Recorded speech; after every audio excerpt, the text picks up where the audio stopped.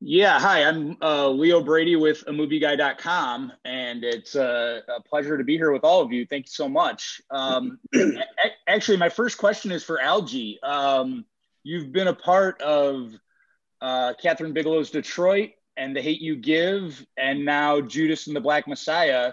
That is quite a trio of three films that speak to sort of racial injustice. Yeah. Have you been able to sort of contemplate what it has meant for you to be a part of all three of those films now? I've definitely thought about it. I've definitely thought about it in depth only because it hasn't been a conscious decision. It's not like I went in saying that I wanted to play these type of roles. It's just been that's what the doors have been open to, and that's what my heart was longing to at the time. And so I latched onto it. But I feel like me being put in that position is it's not a coincidence. It's for me to have a voice and to speak up on things that are important. I'm not just doing cookie cutter roles. It's just roles that just are here and fly by night. It's roles that actually mean something, that are saying something, and that speak to truth that we're facing. So I think it's definitely a thing that I've thought about in depth. Yeah. Yeah, awesome. Mm-hmm. Great. Am I next? I think because it's Yeah. alphabetical order. Okay. Yep. So this is sort of a group question. I guess when it comes to sort of a lot of misconceptions when it comes to the Black Panther movement, when I saw this movie, it definitely shed a lot of light on some things. And I was wondering, what type of light did it shed on the movement that perhaps you guys didn't know when you read the script and approached the film? I think for one, what's up? It's Ashton. I Mm-hmm. think for one, Fred Hampton in general is a historical figure that wasn't taught to us. You know, he wasn't in history books. The Black Panther Party in history books is kind of taught to be like a hate group towards America almost. So it was interesting to come into this film, you know, and really get to learn what these people were about, who they were for the community, you know, and where they stood in terms of race relations and like social justice, you know. Mm-hmm. Yeah. Yeah. Very good. And to piggyback on what Ashton just said, like the only reason I know what I do know about the Black Panthers was because of my parents. Because if I left it up to the education system, I wouldn't know anything. Yeah. And sort of the way that they've been portrayed as some type of terrorist group, terrorist organization, like Ashton said, couldn't be further from the truth. So, but still, because there's so much to learn from them, it's a continually revolving door of an education process because they've done so much, and their legacy continues to do so much. So, no matter what I read leading up to the script, what I was taught by my parents, there's still stuff that I'm learning every day, which is a beautiful thing because there's such an important movement and such an important group of women and men that changed the world and paved the way for us to be able to be here and tell this kind of story, which is so important. I could probably That's also, very true. but I don't think I understood, or it didn't really sink into me how young so many of these members were. Of course, I was aware that a lot of these people who chose to join this organization and stand up in this way, that they were around my age, but I don't think it was until we were actually there doing this and speaking with Chairman Fred Hampton Jr. that it really sunk into me, and that I really understood that on a sort of visceral level, because I think that's a very important thing to remember, and it speaks a lot to the power that we hold as a as a generation.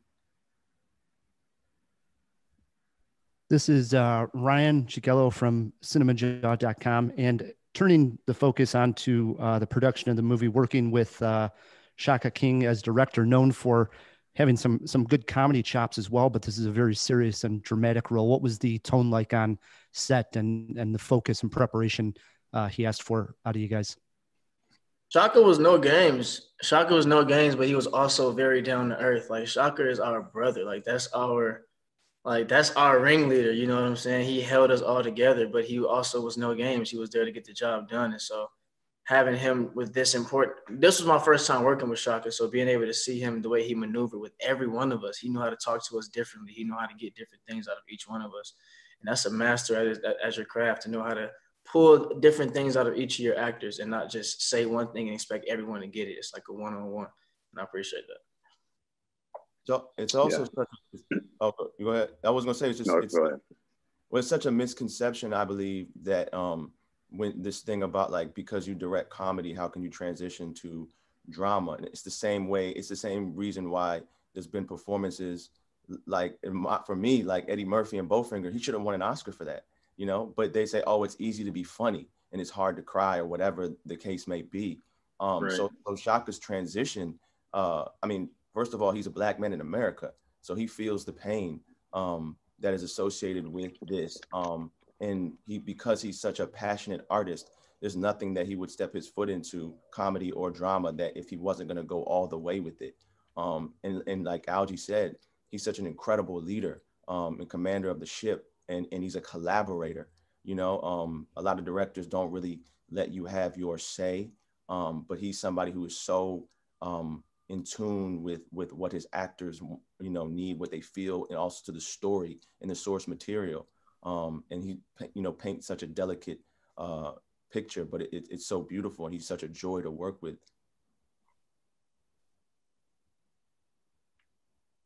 This is Linda and Al Lerner from moviesandshakers.com. Again, thank you for joining us.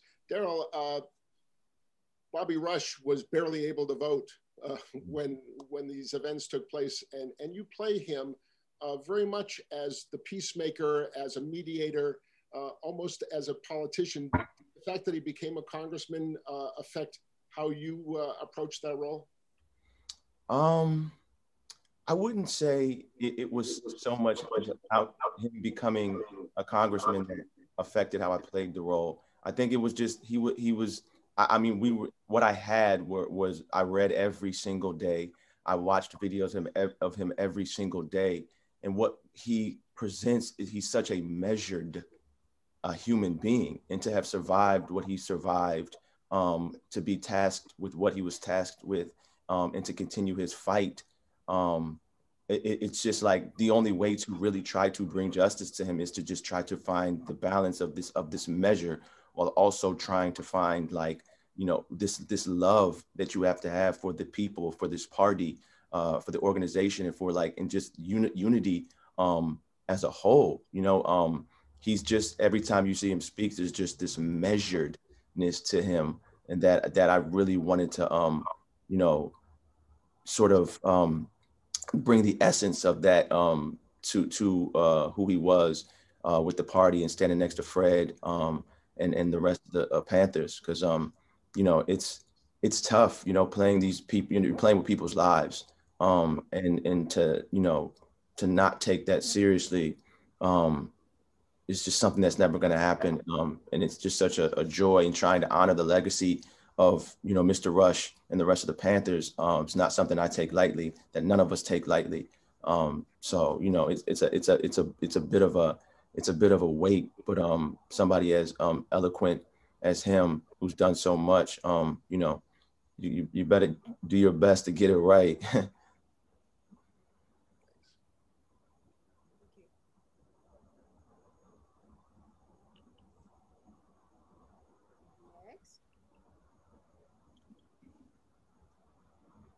I think it's Andrea's turn. Once again, I want to reiterate my thanks. And my question is, many of your characters are shot. Some of them are killed. Pretty much all of them are arrested and experience some form of police brutality throughout the film. And I gather that was very emotional. How did you deal with your feelings after shooting those kinds of scenes? If I'm being completely honest, it's kind of our reality. And so it wasn't a thing to where we had to, don't get me wrong, it was very emotional, but it wasn't a thing where I had to train myself or had to take myself to a procedure to understand what that's like, because we deal with that as a people. And so what we were just doing was just being vessels for what we already go through, and vessels to show the world certain things. But it was definitely tough. I mean, you see my character, Jake Winters, I'm not going to give away because I don't know when this interview comes out, so I'm not going to give away anything. But we see my character, Jake Winters, go through a very dark process. We also see Ashton's character, Jimmy Palmer, go through a very dark process that's really going on. So that was very emotional to have to take myself through that scene and do that, but it wasn't a hard thing, to be honest. Yeah, and to back off of what Algie said, unfortunately, this is our reality here in America, and it has been. And to be able to, to have to jump into that, and fully feel these emotions, the anger, the sadness, it really makes you tap into yourself and makes you tap into what's going on around us. And I think that speaks to how relevant this movie is, actually. I agree.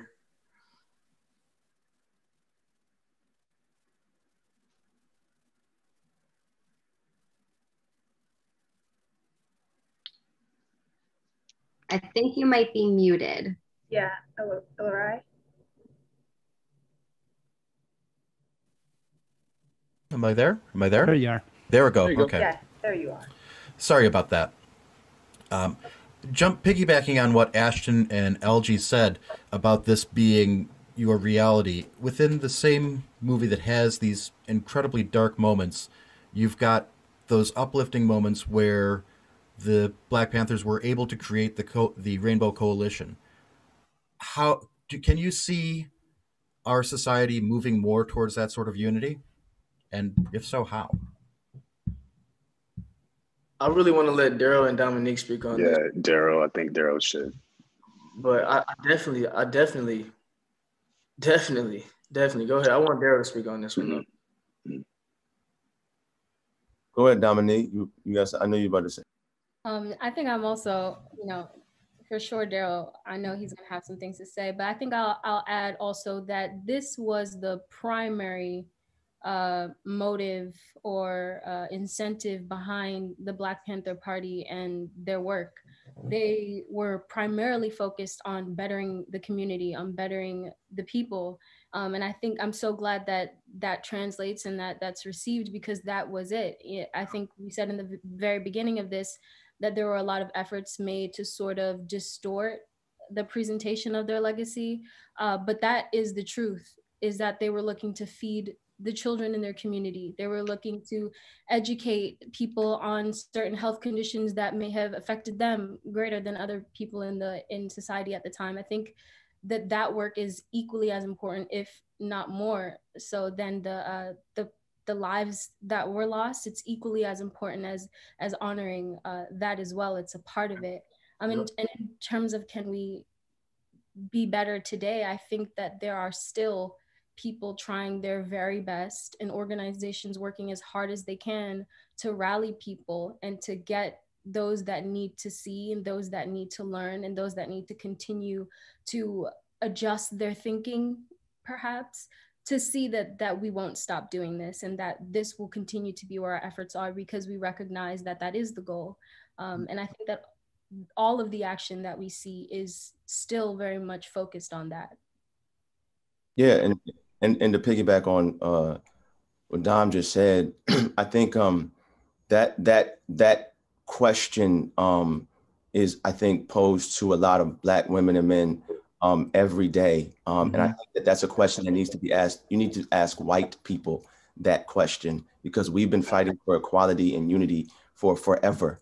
And we've seen very little change. So, I think that this is the type of question that we get asked so often. And our fight is never seen as such. Like we'll go on a red carpet and they'll ask us this question, and then they'll have insert famous white actor who comes up next, and they'll ask him what he's wearing, how does it feel to be here, and what was his what did he eat for lunch today. It's like, why don't you ask us what we ate for lunch today, how it feels for us to be here, what we're wearing, and then ask that white actor, does he think that there's going to be justice and equality in a world that has so shown us that that's not a real thing for Black and brown people in this country. All right, everyone. Thank you so much. These were such great questions. Fantastic. Awesome. Thanks so Thanks much. so much. Thank you, everybody. Thank you, Thank you everybody. very much. Congratulations on the movie. Yeah, Loved it. It's congrats. amazing. It's amazing. Thank you so much. So good. Thank you. Cool. Welcome. This is the Chicago Indie Critics Roundtable for Judas and the Black Messiah. I am Emmanuel Noisette, director of the CIC. I am joined with my co-director, Ellery Stanek. We have Al and Linda Lerner, Ryan from Cinema Jaw, Leo Brady, Andrea Thompson, Mike Crowley. We also have, as our esteemed guests here, Chairman Fred Jr. and Daniel Kalua. How are you, gentlemen? Well, on this end. Great. Awesome. We're going to start off with Leo, and let's go, folks. Yeah, guys, thank you so much for being here. I'm Leo Brady with AMovieGuy.com. It's fantastic to talk to you today. My first question is for Chairman Fred, actually. And maybe Daniel can jump in on this as well. But Fred, you never really had the opportunity to meet your father. And now here's Daniel portraying him up on the screen. Have you been able to put sort of a final thought on what what this performance has meant to you and your full sort of impact of seeing him play your dad? I haven't had the opportunity to view the final piece from the viewer's perspective. In other words, sit back with some popcorn and relax. It's been a long labor of love. I'm talking about that's even, prior to even going on the set. We're taking it in and appreciating every that aspect of it, the highs and lows, everything from our initial meeting with Daniel, Dominique, and others.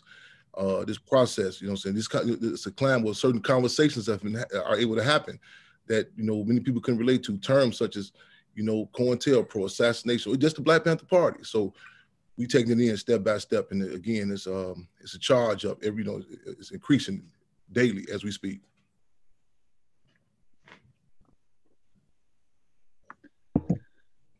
Mike. Great. Well, thank you so much. I was just making sure everyone got a chance to speak. Hi, it's Mike Crowley from You'll Probably Agree. This is a question for Chairman Fred, and certainly Daniel, you could jump in as well as you like. I don't want you to feel left out.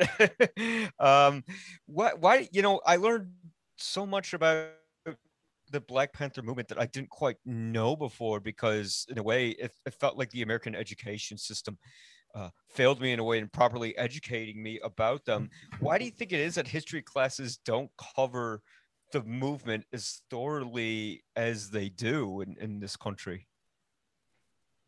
Malcolm X had says that America's democracy is an hypocrisy. In other words, it's a facade of freedom. The discussion of of an organization, basically ranging from ages 14 to 24 years old. The fact that there's a need for a free breakfast program, exposes a contradiction. The fact that there's a need to demand the release of political prisoners in a place, in a country that touts itself with the arrogance to go, throughout the world, to actually, China, Cuba, and other places throughout the world, do they have political prisoners? Are there human rights violations? And so for that organization to challenge that right here, in particular, in major cities such as Chicago, Oakland, California, throughout the world, and not just that organization, but for the people. And that's important to recognize the Black Panther Party, where it was a revolutionary organization that was connected to the people. So that climate, so that's something that this state, that this system, that's a discussion that we're told if you're going to have it, and, whisper it. Don't to be seen as some sort of conspiracy theorist or whatever, what have you. But to acknowledge in a tangible, concrete form that there were people who were assassinated. That we still have political prisoners. And we still have colonized communities, oppressed communities. This is Rye, the movie guy from the Cinema Jaw podcast. This question's for Daniel. In this movie, you're playing a historical figure. Does your preparation change when you're playing a character that was a real life person as opposed to straight fiction? Yeah, it was. I just had to find that out, and going through it, just going, oh, this isn't giving me access to assume the position I wanted to be a vessel for this. So I would do things and that doesn't work. Oh, that doesn't work. But also I realized, the target is way smaller, and when you're having a fictional character, you create the boundaries and you create the target, and you just got to hit that, with a real life person, you don't have that. But then when my mindset changed, when I stopped seeing it as boundaries, I started seeing it as a guide. And I was like, oh, this is the truth. Listen to that. You need to get out your own way. You know what I'm saying? This is that. That's a fact. Build that, boom, enrich that, boom, enrich that. Then I'm going on a treasure hunt. Then it was just like, there's a lot of love that you just kind of go, oh, I want to learn this. What's that? And because there's not that much information from the perspective that would help. You know what I'm saying? There's a lot of information about the Black Panther Party, and I didn't trust that that lens. And when I read that information at the beginning, I was like, this is not moving me. There's something wrong with this. You know what I'm saying? And it just felt manipulated and interrupted in a certain way. So then I had to go on a deeper hunt to find things that were from within, as opposed to the outside. Linda, now learner, Movies and Shakers. First of all, I want to tell you that I went to the Black Panther headquarters in the summer of '69 doing the underground news in Chicago. And also, Chairman Fred, I interviewed your mother with you when you were 5 years old at your South Side apartment. Mm-hmm. And we want to know what it was when you met in Chicago, when Daniel, you met with Chairman Fred and Mother Akuya in Chicago, in Chicago. What made you realize that this was the person to tell your story? I relate to this term, Richard, comedic genius Richard Pryor, who also was heavily impacted by the Black Panther Party. The term he said he would use a peopleologist. I like that term, and I think I study people. I have to in my genre, being a revolutionary. Time and location where we met at, how we, we initially in this, seen each other, through Brian Coogler had called, we said on FaceTime initially, but to come here to the childhood home of Chairman Fred Hampton, to sit here at the table we refer to as the Black Panther Party Club table, and my mother and my comrades and others sitting here, and the things were not just set, were not laid out planned. But after we got so far, mind you, give you the background, there have been a number of attempts brought to us about doing a movie on Chairman Fred. Books we turned down and under contested conditions, but we didn't plan for it to get to this stage. We asked Google, what's the worst neighborhood in Chicago right now at that time, and happened to be a place known as K-Town, Madison and Keeler. 11 people were just shot, and that's where we convened our meeting. Because that's our office, the streets, and I felt, related to him as well as Dominique, and then it was not an aha moment just then, but ongoing. As I said earlier, I don't want to throw a lid on it.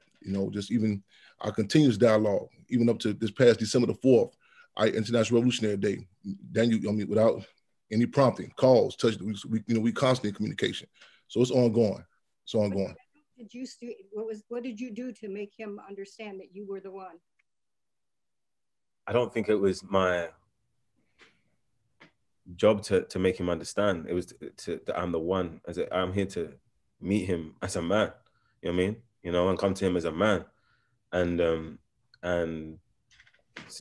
get to know him, get to know the party politics, get to know the philosophies, get to know where he's coming from. You know what I mean? It's not. I didn't enter that room with anything to prove. I just entered that room just to be me and tell the truth. And then how he receives me is how he receives me. I don't want to go, I want you to feel this. It's not a manipulating frequency that I'm moving on. He wasn't acting that day. I wasn't acting, my guy. He asked me the question like, why are you doing this? Why'd you do this? I'm like, woo! I don't feel he came with any script. You didn't have any script. No script. Straight off the top. Off the top. Nice. What's going on? First and foremost, Daniel, I am so sorry for mispronouncing your last name. People do it to me all the time, so I know that's my bad, brother. question for you though. I know that the process that you go through establishes a bit of a spiritual connection with your characters, you know, that you portray. And this question is for Daniel and for Chairman Fred too. Many of the fights and struggles that the Black Panthers fought for and are still fighting for are still relevant today. And I'm just wondering, what do you think Fred Hampton would say or feel about movements like Black Lives Matter or defund the police? I mean, I don't feel it's not for me to. How can you say this? This is a brilliant mind. You know what I mean? It's like imagine what he would have read and what he would have taken in during this time in this 52 years. You know, it's our loss. You know, that we don't have a mind like him and a heart like him to have an opinion on the things that are happening right now in this moment. But what I do feel that he would be in step and in alignment with what Chairman Fred Hampton Jr. is doing and what Mama Aku is doing. That's what I know for sure. You know what I'm saying? So like it's that for me is like kind of like he was you can't fathom where that mind would elevate to, you know, especially at the point that he got to at that time, you know, for me. Right on. Well said. I just you know, though I surpassed the age in which, you know, Chairman Fred was assassinated. I'm 51 years old now. I still humble myself in regards to the legacy of Chairman Fred Hampton. It's ever developing, you know what I'm saying? The war stories I still get, you know what I'm saying, from the community, and I say which is intensified even with this climate, this time. Those were intense times. These are intense times. But again, I dare not attempt to say, you know, particularly what he would say. But I know we say the Black Panther Party Cubs. It's a tough act to follow. But we try our best to not walk in their footsteps with their Panther Paw steps and all humbleness. You know, some of our same adversaries have way they have come at us, way they have moved on us. I think that I think we move in lockstep with the legacy of Chairman Fred and the Black Panther Party.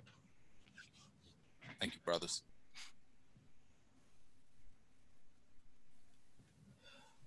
Hi, Ellery Stanek with the Neon Movie Bunker. Thank you very much, gentlemen, to sit down and chat with us. Putting together a film about your father's legacy and about what the Black Panther Party has done, you can't get everything into that time period, into that runtime. Is there material that you wish was in the film that didn't quite make it? And is there a chance of addressing that material in a future project? Of course, there's a lot of things that, you know, do we like get in, but, you know, but the deal is, you know, some people say, well, do you think the movie's going to tell us everything about Chairman Fred? You know, we have to be realistic. No, you know, but just to even to open the door, you know, for the conversation, and the sky's the limit. I mean, I hope a series. I hope, you know what I'm saying. This again, there have been a number of attempts brought to us, but it didn't fit. It didn't fit. You know what I'm saying. Everything from the lack of respect, you name it. You know what I'm saying. If we, you know, we can collaborate some more forces such as these, this dream team. You know, I mean, the forces we worked with. You know, man. I look forward to it because the conversation is ongoing. It's still relevant. What Chairman Fred said then, it's still relevant now. So yeah, so the sky's the limit. Excellent. Hi, Andrea Thompson with A Reel of One's Own. At the risk of sounding repetitive, I want to reiterate my thanks to both of you for being here and speaking with us. And perhaps it's strange, but one of the things that struck me most about the film, this is a question mostly for Chairman Fred, is how young your father was when he was killed and how much he had already accomplished. Like Martin Luther King Jr. and Malcolm X, just to name a few, were both like 39 and 40 when they were killed. So how do you think he managed to be so self-possessed, accomplish so much at 21, such a young age? Because it's just remarkable.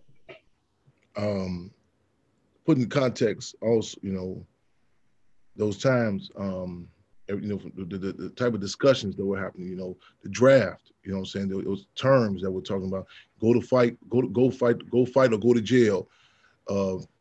a climate in which, you know, the politics was reflective of, you know, in the fashion, you know what I'm saying, sports arena, you name it.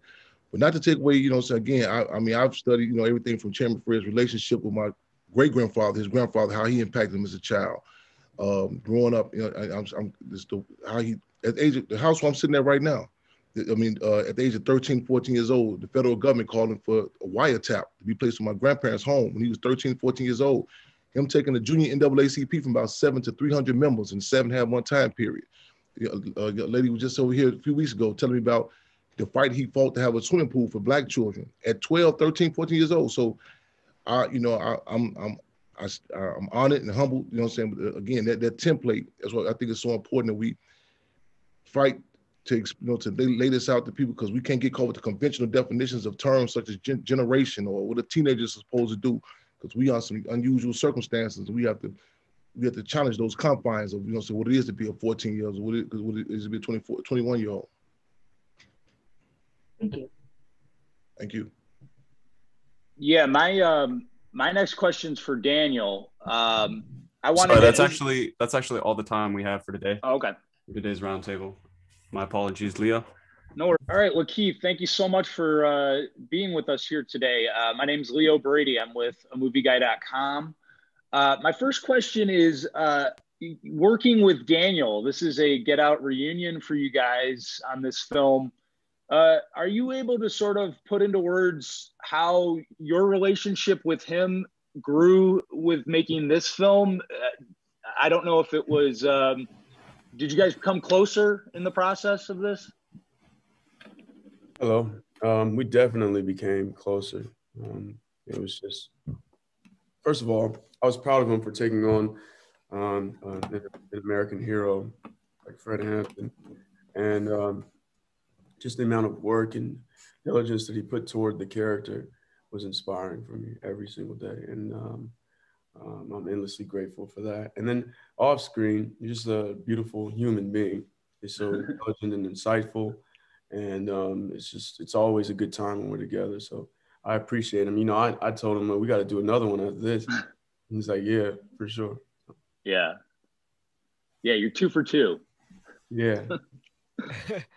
Great. Hi, this is Mike Crowley from You'll Probably Agree. Has your viewpoint changed on William O'Neill, like when you did this project? Because like when you see him from Fray One, immediately I had an opinion on this guy. But as the movie went on, things got really complicated. Yeah, it did change. My opinion started off being a very sort of general idea of this guy, someone that I felt is a reprehensible character and a snitch, and someone that I thought really sold out the party in a nasty way. And that because I had so much respect for the party, I automatically felt that he was the enemy in my eye. As I got into doing more research, I started to find, you got to think about it. These people were, first of all, very young, and significantly younger than I am now. I'm talking 17, 18, 19, 20, which is far more impressionable. And that's number one. And number two is, I think that Bill O'Neill actually wanted the same thing as Fred Hampton in a strange way.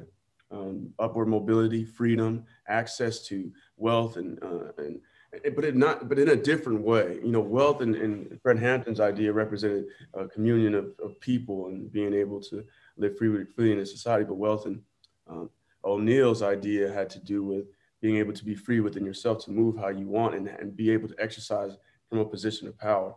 And so one could argue that the two philosophies just exist on two sides of the same spectrum, but they're just different ways of trying to go about and achieve the same thing. So that also gave me a little bit more insight into him and made me think about the character differently. And also, because I didn't have enough of his life story, because all of his operations were clandestine, and because there was only interviews and court transcripts and different second and third hand accounts of him, I couldn't really judge him because I didn't know him. All I knew was the things that he did. So I tried to get out of my own way and not really judge. And half of it was what I knew, half of it was my imagination. Sure, thank you. This is Rye, the movie guy from the Cinema Jaw podcast. Lakeith, there's a line that you deliver in the movie that's a real stinger. A badge is scarier than a gun. Can films like this change that perception? Well, I think they can help us hold people that are behind the badge to a certain standard. Once the veil is lifted upon what the propaganda leading up to this point has shown, now we have something to counteract that idea. I think the badge and the gun go hand in hand. I think the badge is the gun, actually, and the badge only means something because of a gun. I think O'Neill was a little off in his assessment that a badge, well, not totally, because there's some things about a badge that might indicate and inspire fear in somebody, but I don't think that's a universal truth. I think actually the gun supports the badge, and without the gun, the badge doesn't mean much. But hopefully films like this help people to see that the government was actually more, if not as fearful or more fearful than Bill O'Neill was, of the prospect that there might be someone that threatened the status quo. So what does that say about the badge? Is it secure? Hey, Lakeith, this is Linda. I'm Al Lerner from moviesandshakers.com, and congratulations on this role. You are really the only conflicted character in this movie. Everyone else has their stand. They have their path, whether it's Jesse Plemons, whether it's J. Edgar Hoover, whether it's Daniel Kaluuya, and it all culminates in the assassination. Can you tell us a little bit about your emotion, what you went through in preparing for that scene where you deliver the drugs and then driving away and knowing what's going to happen? Yeah, that scene was tough. It was a hard day for everybody. The energy on set was unlike any other day. The great people who designed the set decoration created a space that zapped you right back into, obviously we had done research, so we'd seen the inside of the apartment many, many times and the place where the murder took place. And we shot that scene on the 50th anniversary of Fred Hampton's death. And it was just a really heavy energy. And I had understood very recently what it meant to lose someone close to me. Up until that point, it was just an imagination or a conception that I had. But since I lost my brother who was close to me, and he was 23, to being killed by his brother, I kind of understood and had an idea about what it meant to lose someone, have someone there 1 minute and have them gone the next. So it was a heavy day. And I would try and keep myself as jovial as I could be, because it wasn't necessary for me in that scene to be weeping profusely. So I try to maintain balance in the space as Lakeith Stanfield. And then once the cameras came on, I had to be Bill O'Neill and deliver this drug. But the scene prior indicated that Bill didn't even know that he was going to have to kill Fred Hampton. So I wanted him to struggle in that scene with the idea that, here's this powerful person talking about having to go back to prison and saying 5 years is nothing. I'll do that. It's not about me. It's about the people. And here I am having to give him a glass of Kool-Aid, which I know will knock him out when they come to do what they come to do. So it was a tough night for everybody. And I think we all left the set that day a little bit different than we arrived. Hey, Lakeith, this is Emmanuel or E-Man from E-Man's Movie Reviews out here in Chicago. I just kind of wanted to piggyback off of that because I understand that, actors like yourself and Daniel, you guys really dive deep into your process, especially getting into character and all. And I'm just kind of wondering, how are you? How's your process after all of this? And what are you doing to take care of yourself? Thanks for asking that. That makes me a little emotional because no one has even asked about that. And, I definitely came out of this role immediately needing therapy and needing to get through things. And I think going into in the future, I will definitely employ that before I dive in. As you say, we go 110% without sometimes thinking about self-care. And it's important. And, it does have an effect. There were times on set where my hands just went completely numb. There were times where I had existential crises and panic attacks and had to run out of the trailer, and just not knowing if I was doing the right thing, even by playing this character. It felt like it would be a big stigma on me personally, even having to take on a character like this. So I think it helps to have people that can guide you and who understand psychology and emotional alchemy and navigating those things in order to help you out. And now that I have a therapist, it's been much better. But yeah, thanks for asking that, man. I'm doing much better.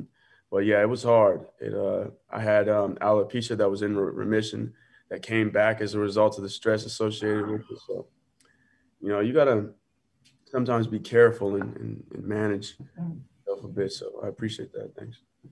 Thank you. Thanks for joining us, Lakeith. I'm LRA Stanek from the Neon Movie Bunker. Watching this film and then also having recently watched Sorry to Bother You Again, both Cassius Green and Bill are manipulated by establishment forces. But the eventual outcome for both characters, Cassius ends up becoming a leader, whereas Bill does not. How is it as an actor going through and not getting that catharsis of the character? That's an interesting parallel I hadn't really thought about.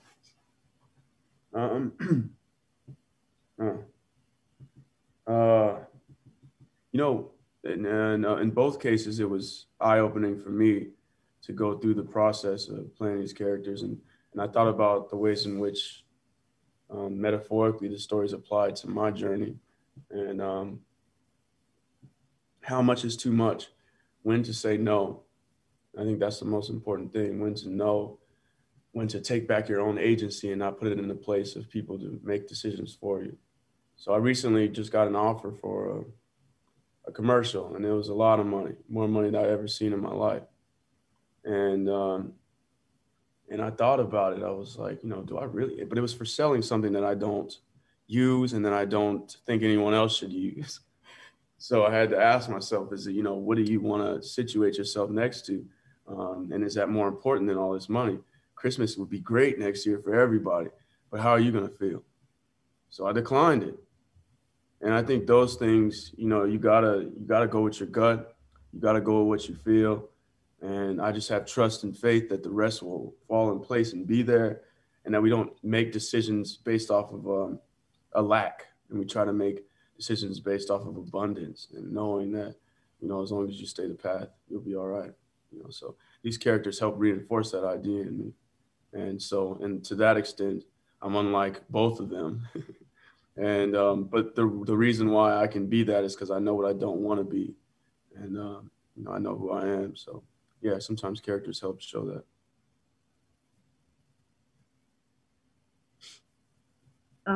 Once again, thank you for meeting with us and your answers to these questions. And I'm Andrea Thompson from A Real One's Own, by the way.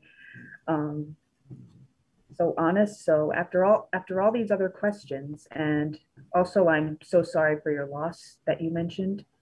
And I guess the only question I have is, how exactly did you make it through the filming, playing a role like this in this particular film? How did you make it through and give that incredible performance that you did? Thank you. Mm-hmm. No, not alone. With a great group of people who were, very supporting of everything and understanding. The director really helped guide me through everything and find balance. And the people of Chicago, they showed up and they helped us in these big giant crowds who really cared about Chairman Fred Hampton's legacy and really helped us make this movie. Obviously, it wouldn't be possible without them. And a belief in the greater good. I didn't believe too much in O'Neill in terms of leaving a legacy as a part of this film, but I do believe in Chairman Fred Hampton, and I wanted to help support that story any way I could, even if it meant being the foil. And it took a long time for me to be comfortable with that, but you got to believe in things bigger than yourself. it wasn't really about me. It's about keeping this legacy going. And even now, every time I see the trailer, I'm just crying because I'm like, I never imagined that I'd have a chance in my career to be a part of something that's so meaningful to me and hopefully meaningful to everyone else. Thank you again for what you managed to do in this film. It was incredible. Yeah. And thank you for your honesty. Thanks. I imagine it's difficult. All Thank right. you Well, so that much.